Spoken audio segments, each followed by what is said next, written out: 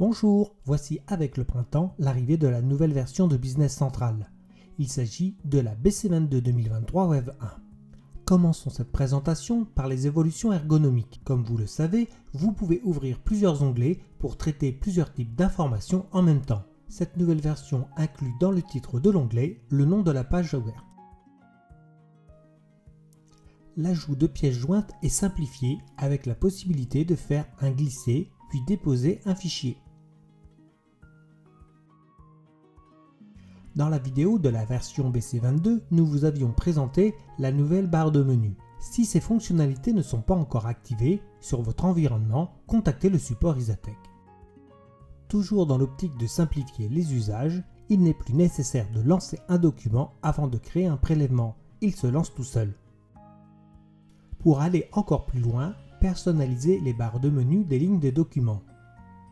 Ajoutez ou déplacez les fonctions à votre convenance. Côté lisibilité, l'affichage des titres des colonnes a été revu pour mieux identifier les données associées, comme par exemple dans les statistiques de documents.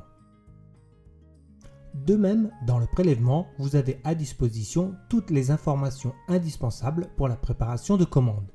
Le nom du client, son adresse et votre contact.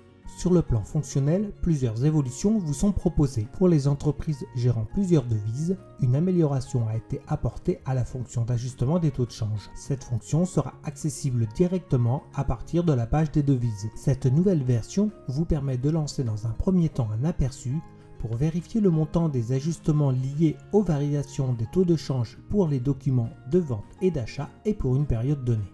Cet aperçu vous fournit les écritures comptables, les ajustements taux de change écriture comptable et les écritures comptables clients détaillées. Si le résultat est correct, il ne vous reste qu'à valider pour mettre à jour votre comptabilité. Dans un contexte où un client rencontre des difficultés pour effectuer ses règlements, il est parfois nécessaire d'identifier ses créances. Pour cela, il faut pouvoir les isoler dans des comptes séparés. Le paramétrage des groupes contacts clients concernés doit être réalisé dans un premier temps. Puis, pour les documents non facturés des clients concernés, il est maintenant possible de modifier le groupe contact client de ces documents, avant de les valider avec ce nouveau paramétrage. Vous avez sûrement déjà été confronté à ce message d'erreur en validant une feuille article. Le numéro de document a déjà été utilisé et vous devez mettre à jour tous les documents de votre feuille. La fonction renuméroter des documents va répondre à ce besoin en un clic. La création d'un ordre de transfert est simplifiée grâce à la sélection des articles. Commencez par filtrer la liste et sélectionnez les articles à transférer. Indiquez les quantités à transférer et c'est fini. Vous expédiez ou réceptionnez plusieurs ordres de transfert, validez ces mouvements en une seule étape. Et si vous détectez une erreur après l'expédition et avant que le transfert soit réceptionné, ouvrez l'expédition transfert enregistrée et annulez rapidement les lignes expédiées concernées. Une nouvelle ligne apparaît avec une quantité négative.